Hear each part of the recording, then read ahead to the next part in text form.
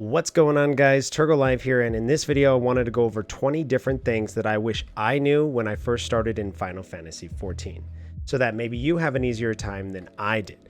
I do want to mention that I'm not able to go over everything in this video. That being said, I plan on making other videos to go over other topics to learn. I will be putting timestamps throughout this video to help you navigate through it and learn what you wish to learn. Without further delay, let's hop into the video. Now, when I first started playing Final Fantasy XIV, what confused me a ton was the different quest types. But what happens is there's 3 different kinds of quest types. There's main story quests, or MSQ, blue quests, and side quests. The main story quest has the flames above the exclamation mark and are the main story that pushes you along throughout the game. Blue quests are quests that help you obtain something extra in the game, such as raids, alliance raids, and the like, also building on the story. One also key thing about blue quests is they are also for your job quests that help you move along that as well. Side quests are purely meant for fun and building on the world with some extra experience. If you press escape on your keyboard and you go to HUD layout, you are able to move around everything on your screen as you see fit. You can change world servers by going to an aetheryte crystal within Limsa Laminsa, New Gridania, or Ul'dah, and when you click on the aetheryte, you will see the option to change world server. You will see the world list, and then you can visit any other worlds that is within your data center. Unlike other MMOs, you are able to be all jobs on one character. You don't need to create a new character every time you want to try out a new job. When you reach quest level 10 on your main job, you can go pick other jobs that you might want. Then once your character reaches level 30, you are able to do a quest to get a soul crystal that gets you that job that it levels into. This one can be confusing for sure. There is an MSQ level and your character level with each job. Now, as you progress through MSQ, you will level it up and get farther in the story from level 1. However, your character level doesn't level up the same way. It can be leveled up quicker or slower, but it will not be exactly the same all the time. If you started to do later duty roulettes that you get, you could be 10 levels over your MSQ level. Keep that in mind.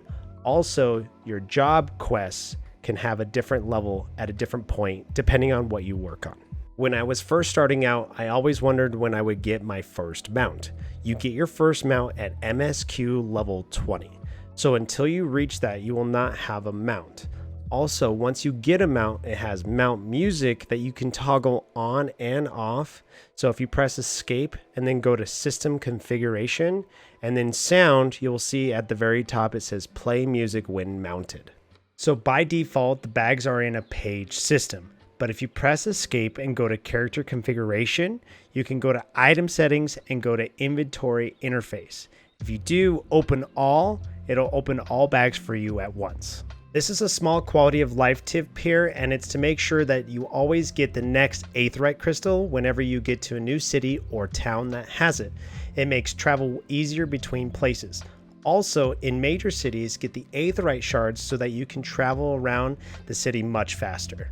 When you press C, it pulls up the character panel. Once you do that, you will see a little blue guy with a sword, and when you mouse over it, it says recommended gear. Click on it and it brings up a panel that indicates if you are wearing the best gear you have currently or if there are items that are better that you can equip. This is a quick way to put on your best gear. One thing to mention that if your armory chest is full and the piece of gear ends up in your inventory, it will not try to recommend it for you to put on. Now, if you press P to pull up your spell book, you will see a general category. In there is a lot of different spells or uses, but then there is also limit. In certain fights, there will be what's called limit break. You can use it in certain dungeons and raids later on, but if you mouse over the ability, it tells you what it does for each job type. Limit will then be cast and all the bars will be used up in the raid. Again, press C on your keyboard to bring up the character panel. If you mouse over the gear sets icon and click it, it pulls up another window you can save your current gear set. When done, you can click and drag the icon over to your bar. When you have multiple jobs, you can just quickly switch between each class as you make each gear set. What's cool about Final Fantasy XIV is you can move virtually everything to the bars. If you go to social on the bottom right and go to emotes, all your emotes will be right there. You can then click and drag these emotes to your bars. Next, you can also lock your bars, and there will be a little lock icon next to the first main bar that you have on your UI.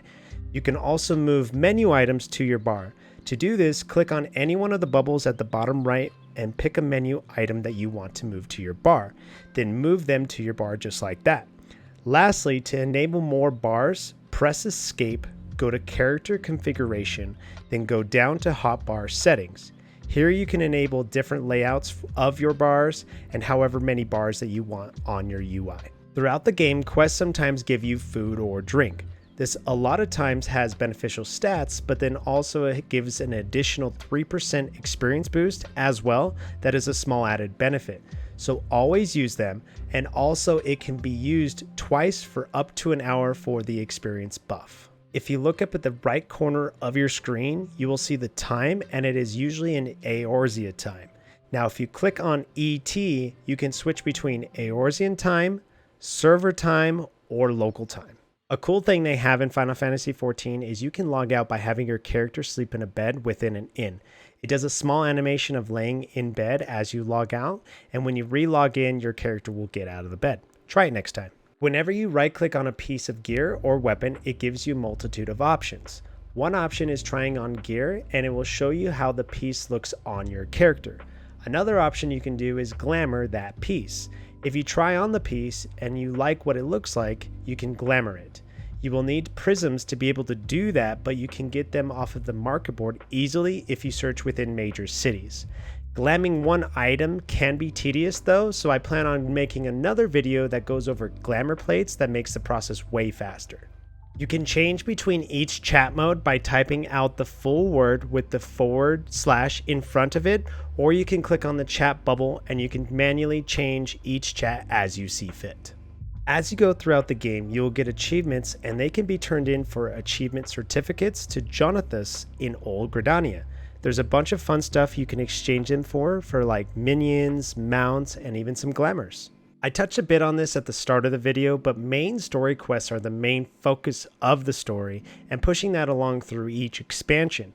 But job quests are its own thing, and you work on them as they become available to you. They will show right below the MSQ bar in the upper left, and it'll be clickable so you can see where you have to go for it. Last tip that I have to go over is how to hide or display your headgear, sheath or unsheath your weapon in the character panel. If you press C to bring up the panel, right below your character model there will be a series of buttons that you can click to do multiple actions. There is also other ones that you can look at as well, so give it a try. And there you have it, 20 things I wish I knew when I first played this game. Now there is a ton more things I could have gone over, of course, but I hope that this helps you initially in playing Final Fantasy XIV. I will be working on more tutorials in the future, so definitely keep an eye out for those. I also want to mention I am a Twitch streamer and I stream 4 days a week, so if you have any questions, come on into the channel and let me know how I can help. Otherwise, I'll see you guys in the next video, and thanks so much for watching.